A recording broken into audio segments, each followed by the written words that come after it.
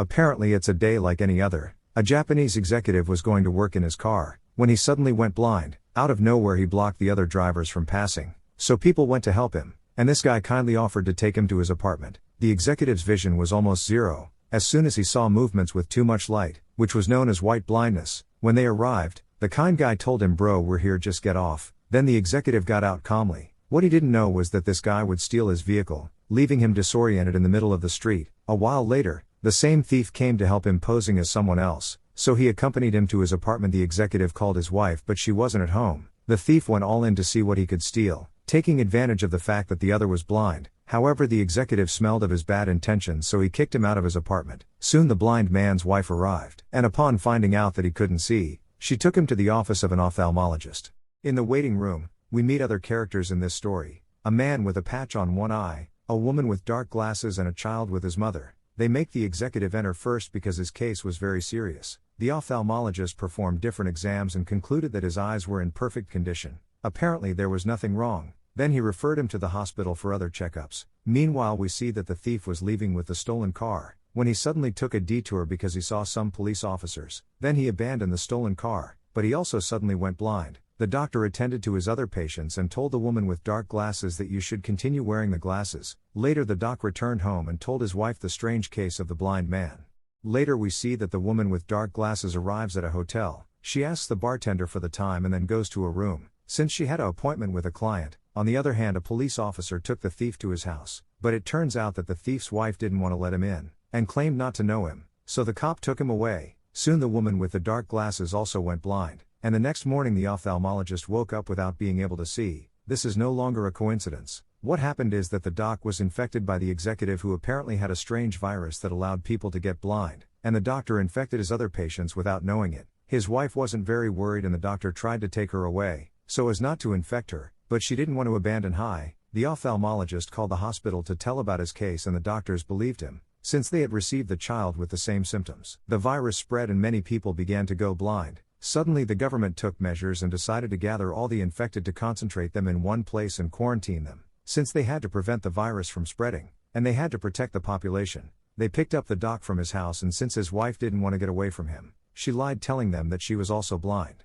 so that they can be taken together, but the truth is that she was the only person immune. In the other words, the virus didn't leave her blind despite being exposed. The media reported that a state of emergency was declared due to the white blindness epidemic. The population was asked to not leave their homes, and all infected people were quarantined in an abandoned asylum that was divided into 3 pavilions. Already inside the asylum, the couple settled in pavilion number 1, and had to keep the secret that she could see. Soon more infected would arrive: the executive, the thief, the woman with the dark glasses, and the little boy. The thief blamed the executive, and the other blamed him for stealing his car, so they beat each other. The doctor's wife guided them through the pavilion, so that they could recognize places like the bathroom. In that, the thief went too far by touching the woman with dark glasses. Then she stuck the heel of her shoes into his leg. The doctor and his wife treated him to stop the bleeding. Later we see the doc's wife, how she is worried because she was afraid of going blind. Soon more infected arrived, including the executive's wife. The doctor and his wife tried to talk to the soldiers to ask for antibiotics for the thief, since he was infected. However, the soldiers threatened to shoot them if they didn't return to their ward.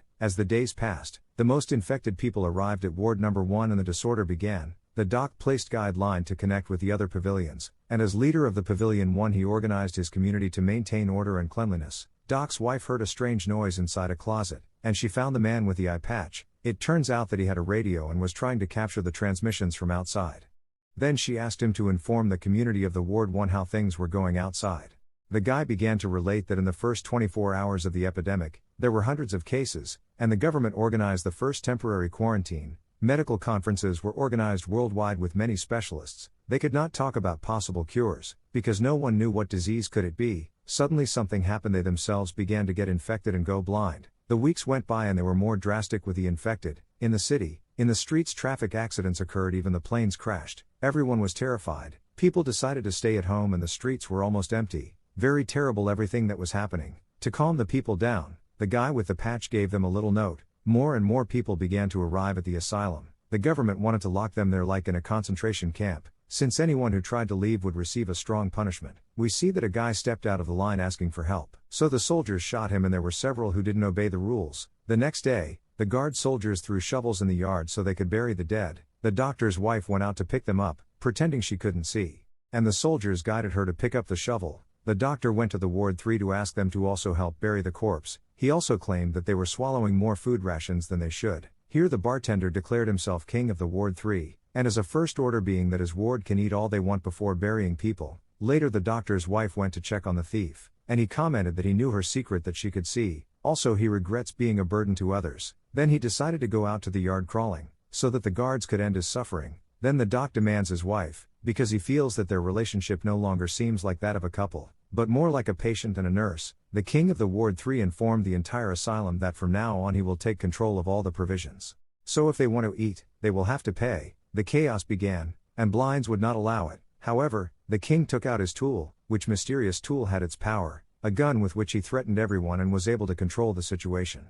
They would take all the food and distribute it only to the wards who will pay. It wasn't necessary that they could pay for it, but it could also be jewelry and watches. The doctor's wife began gathering people's valuable things, like rings, necklaces and watches. The little boy didn't have anything to pay for, so the woman with dark glasses took care of pay for him, and also told him that she will take care of him like his mother. The doc's wife found a pair of scissors and kept it, because it could be useful for later. The king received the bags with valuable things, and they were reviewed by an accountant who was with him who could identify if they were true or fake. To the pavilion 2 he gave him 3 boxes, and in the pavilion 1 turn he only gave him 2 boxes of food. That's all. The doc complained and almost turned into the Hulk, but the king calmed him down by putting the gun to his neck. We found out that the accountant was blind from birth, so he had a certain advantage over the other blind people, since he had lived like this all his life.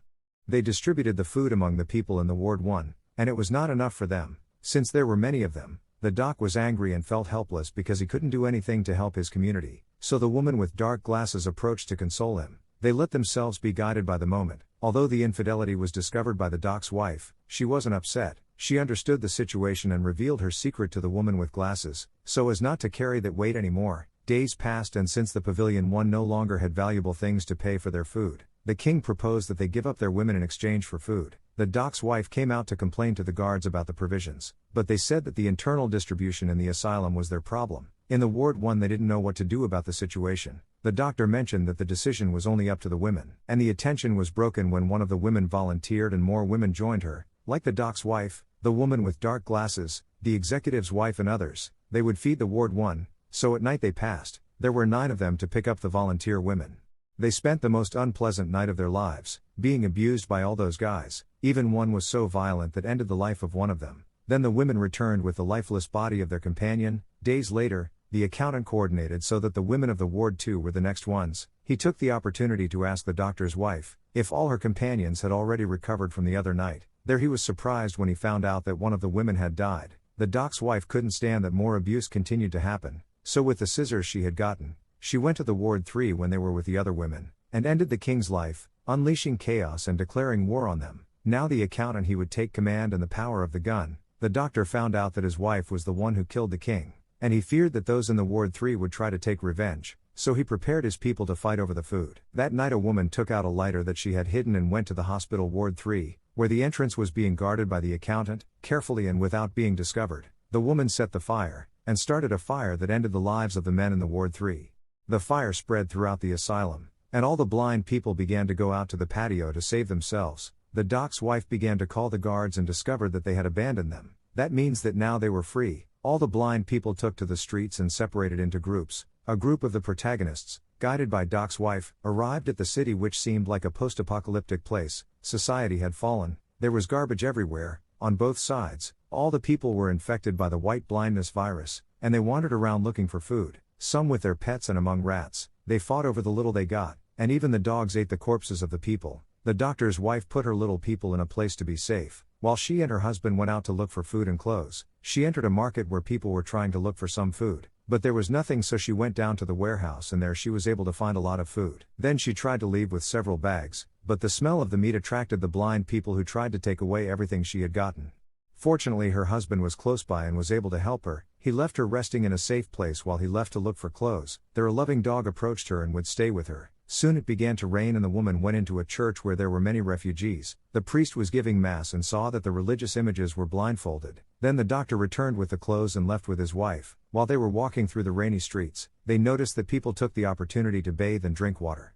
The next day, The woman who could see decided to take her little people to her house, where everyone could be safer. The people who were going were the doctor and his wife, the executive and his wife, the woman with dark glasses and the boy, also the man with the eye patch, and the dog walked the streets together until they managed to reach the house. They began living together as a big family supporting each other, and the man with the eye patch also had a great time because he wanted always to live like that with them, since it was the best thing that had happened to him in his life.